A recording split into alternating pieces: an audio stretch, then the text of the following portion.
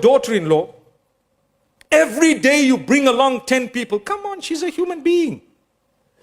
Make it once, twice, that's it. Every Eid, the same daughter-in-law, every Eid, it's expected of her to cook for 50 people. Whenever is she going to have the day to have an Eid? And we blackmail her spiritually by telling her, this is your Jannah.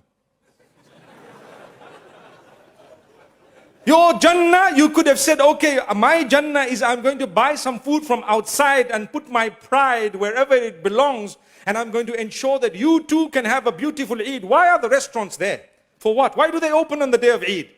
Take out that money that you want to brag and boast and show about, and buy some food and let the women at home have a day off. May Allah make it easy. I see the guys are smiling. I suppose those smiling are those who own the restaurants, right? Free advert, free advertising. But it's a fact. Why? We are no longer living in a stage where you can impose on family members, and whether it's your wife, your daughter-in-law, your whoever else it may be, different people. Wallahi, we make them suffer and we make them believe that Ramadan is a month where you're supposed to be in the kitchen for at least 7 hours, and then only will your Taraweeh be accepted. And for them, it's just Qul Huwallahu Ahad in every rak'ah. Allah forgive us. Wallahi, it's a sin, it's a crime. They also need to read Quran. They also need to get close to Allah. Come on, be considerate.